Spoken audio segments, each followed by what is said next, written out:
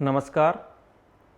स्वयं परियोजनांतर्गत मूक्स पाठ्यक्रम में आपका पुनः स्वागत है।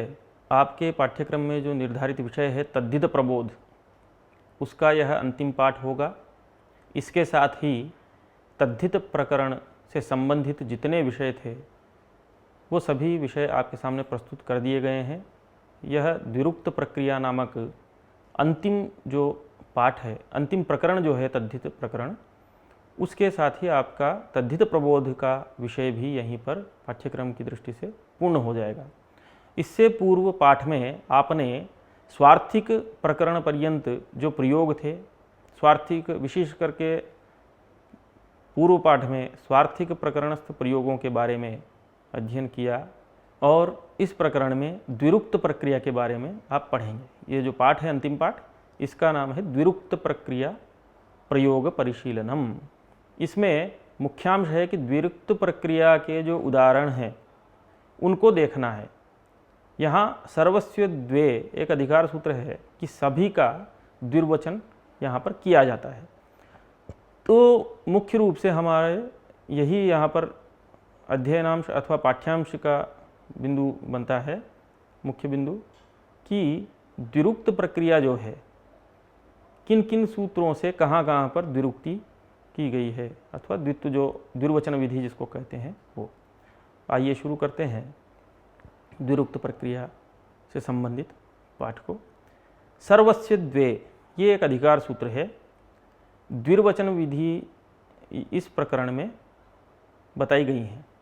इसमें एक सूत्र है नित्य वीप्सयोः। नित्य वीप्सयोः, नित्य शब्द से नित्यत्व की विवक्षा की गई है। आभीक्षणम ऐसा अर्थ है, अर्थात आभीक्षणम नाम पुनः पुनः ऐसा। और वीप्सा किसको कहते हैं? व्याप्तुम इच्छा वीप्सा नाम व्याप्ति प्रतिपादन इच्छा। और वो जो व्याप्ति प्रतिपादन इच्छा होती है वो प्रयोक्ता का धर्म होती है, प्रयोक्तृ धर्म। व्याप्ति किसको कहते हैं? व्याप्ति मतलब कार्त्स्नेन संबंध। कार्त्स्नेन नाम संपूर्णतया, एक किसी एक को भी छोड़ करके नहीं। उदाहरणों में स्पष्ट होगा, जैसे वृक्षम वृक्षम प्रतिसिंचति, ऐसा जब हम कहते हैं कि वृक्ष वृक्ष, वहाँ पर वीप्सा है, अर्थात जितने वृक्ष है उन कृत्स्न वृक्षों का सेचन करता है। तो वहाँ पर सेक क्रिया में प्रत्येक वृक्ष का अन्वय होता है, एक भी वृक्ष को वहाँ नहीं छोड़ा जाता है। तो उसी को हम व्याप्ति कहते हैं, कार्त्स्नेन संबंध है। ये वी आंग जो उपसर्ग है उससे यह अर्थ प्राप्त होता है। तो इस प्रकार से नित्य वीप्सयों में नित्य से आभीक्षण अर्थ की विवक्षा है। और वीप्सा शब्द का जैसे हमने बताया व्याप्ति प्रतिपादन इच्छा, वो प्रयोक्त धर्म है, प्रयोक्तनिष्ठ होती है। और व्याप्ति का मतलब कार्त्स्नेन संबंध है, ऐसा अब तक आपने जाना। पदस्य इत्यधिकार में जो ये अधिकार है पदस्य, उसका अपकर्षण यहाँ पर किया जाता है। तो सर्वस्य ये जो है वो स्थान षष्ठी है कि सर्वस्यापि पदस्य द्वे भवतः, क्योंकि पदस्य इस अधिकार का जो यहाँ आगे जो इसके बाद जो अधिकार है पदाधिकार, उस पदाधिकार का अपकर्षण करके इस सूत्र में सर्वस्य द्वे, तो सर्वस्य नाम पदस्य, तो पदस्य जो अधिकार है वो इसका विशेषण। तो सर्वस्य पदस्य, सर्वस्य कस्य? सर्वस्यापि पदस्य, विशेषण विशेष भाव करेंगे। द्वे भवतः अर्थात द्वित्व आदेश होता है, अर्थात उस पद का दूसरा समान आदेश हो जाता है। तो इस प्रकार से पौनः पुण्य और कार्त्स्न्य अर्थ में गम्यमान होने पर, उस कार्त्स्न्य अर्थ के वाच्य होने पर कृत्स्न अवयव विशिष्ट पद से, अर्थ से, शब्द से जो है दो पद होते हैं, ऐसा सूत्रार्थ सिद्ध होता है। कृत्स्नावयव विशिष्टस्य पदस्य अर्थतश्च शब्दतश्च अंतरतमे द्वे पदे भवतः। संक्षेप में यदि कहना है सरल अर्थों में, तो उसका द्वित्व कर दिया जाता है उस पद का। अर्थात जैसे वृक्ष यह पद है तो उसको हम वृक्षः वृक्षः ऐसा कह देंगे। आभीक्षणम अर्थः तिङन्तेषु अव्यय संज्ञक कृदन्तेषु च। आभीक्षण जो अर्थ है अर्थात पौनः पुण्य, ये तिङन्तों में, अव्यय संज्ञक कृदंतों में है। जैसे कि आभीक्षणेन मूल कृदंत में कहा गया है। और जो पौनः पुण्येन भृशार्थेन यंग प्रक्रिया में वहाँ भी पौनः पुण्य आभीक्षण अर्थ की वृत्ति है। यहाँ पर तो प्रधानभूत क्रिया में ही आभीक्षण हम लेते हैं, अर्थात पौनः पुण्यार्थ जो है प्रधानभूत क्रिया में ही लेते हैं। क्रिया प्राधान्यम च आख्यातेषु अस्ति, और क्रिया प्राधान्य आख्यात में होता है इसलिए, और अव्ययकृत्सु अपि त्वा तुमुन इत्यादि में भी क्रिया का प्राधान्य होता है।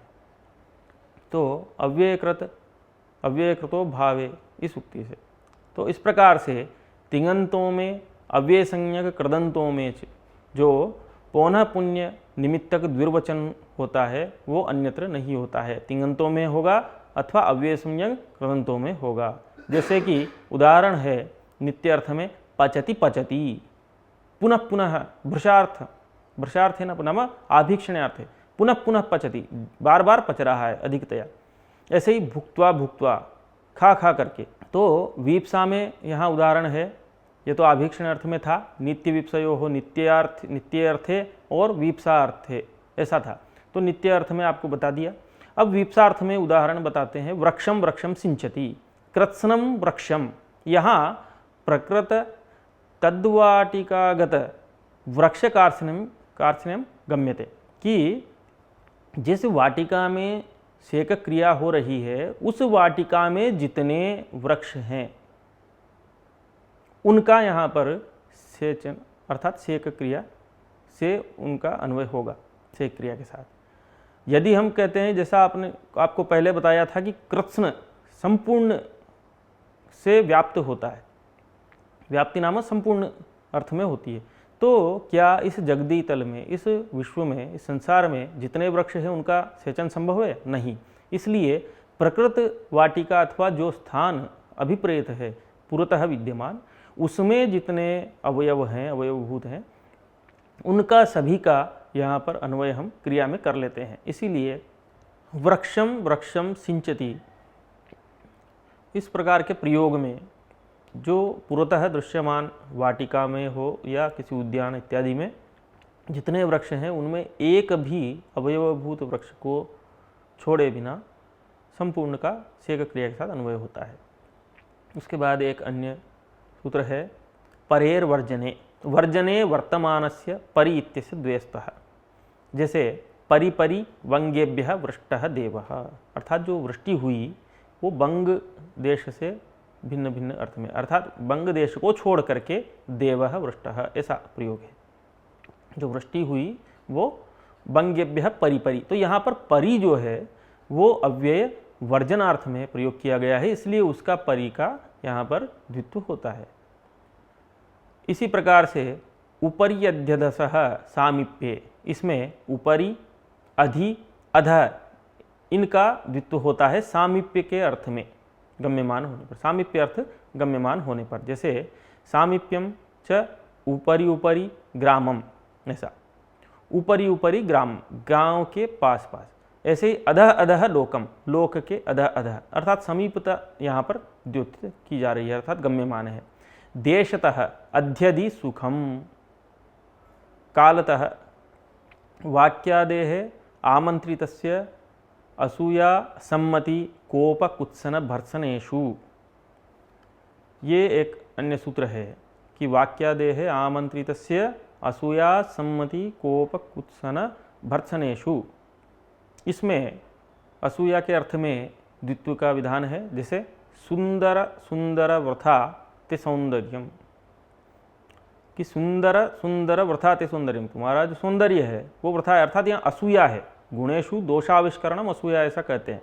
इसी प्रकार सम्मति के अर्थ में देव देव वंद्योसी, हे देव आप वंद्य हैं तो देव देव वंद्योसी। इसी प्रकार से कोपे, कोप के अर्थ में भी जैसे दुर्विनीत दुर्विनीत इदानीम न्यास्यसि, दुर्विनीत दुर्विनीत, कश्चित कोई जो है दुर्विनीत है तो दुर्विनीत दुर्विनीत यह है ऐसा अभी जानोगे। इसी प्रकार से कुत्सना नाम निंदा, कुत्सन के अर्थ में भी धानुष्कः धानुष्कः वृथा ते धनुः, कि तुम्हारा जो धनुष है वो किसी काम का नहीं है, यहाँ पर निंदा की जा रही है। और भर्त्सना अर्थ में, भर्त्सना नाम तर्जना, उस अर्थ में किसी को घुड़की देना, उस अर्थ में चौर चौर घातयिष्याम त्वाम। इस प्रकार से ये उदाहरण यहाँ पर पढ़े गए हैं। इसके बाद बहुव्रीहिवत भाव विधायक सूत्र भी 2 सूत्र हैं जो यहाँ पर इस प्रकरण में है। एकम बहुव्रीहिवत, एक सूत्र तो यह है, दूसरा है आबाधेच। उसके बाद यहाँ पर सुबलुक और पुम्मद भाव हो करके एक एकम अक्षरम, इस प्रकार का उदाहरण होता है। एकम बहुव्रीहिवत, एकम एकम यस्मिन, ऐसा इस अर्थ बहुव्रीहि की तरह यहाँ पर हम प्रयोग करते हैं।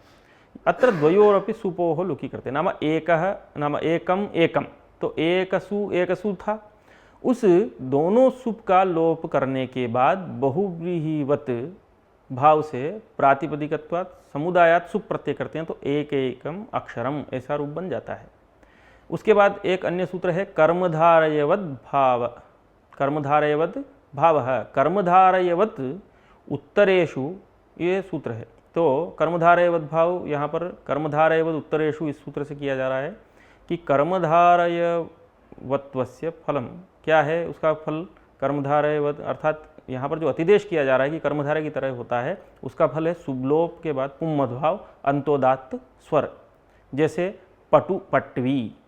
कर्मधारयवत्वेन पुम्मत कर्मधारय जातीय देशीयो, इस सूत्र से जो, अर्थात कर्मधारय का अतिदेश करने के बाद पुम्मत कर्मधारय जातीय देशीयो, इस सूत्र से जो पुम्मद भाव का विधान किया गया था वो यहाँ पर भी बहुव्रीहि के विषय में हो जाता है। अर्थात इसमें यहाँ द्वित्व विषय में भी होता है, जो द्विरुक्त प्रक्रिया है। इस प्रकार से आपने देखा कि द्विरुक्त प्रक्रिया में सर्वस्य द्वे, ये जो सूत्र था यहाँ पर पदाधिकार का अपकर्षण करके पदस्य ऐसी अनुवृत्ति की गई, तो उसके द्वारा जिस आभीक्षण अर्थ में और वीप्सा के अर्थ में जो है हमने द्वित्व किया, तो संपूर्ण पद का ही द्वित्व होता है। वृक्षम वृक्षम, पचति प्रचति इत्यादि यहाँ पर आपने जाना। इस प्रकार क्रिया समभिहार अर्थ में और कृच्छार्थ अर्थ में, बहुत सारे अर्थों में यहाँ पर यथास्वे यथा यथम इत्यादि और भी प्रयोग हैं, जिनके बारे में आप पाठ संरचना से और मूल ग्रंथ से जान सकते हैं। तो इस प्रकार यह तद्धित प्रबोध जो आपके निर्धारित किया गया था, ये पाठ यहीं पर समाप्त होता है। इसी के साथ तद्धित विषय भी यहीं पर पूर्ण होता है। धन्यवाद।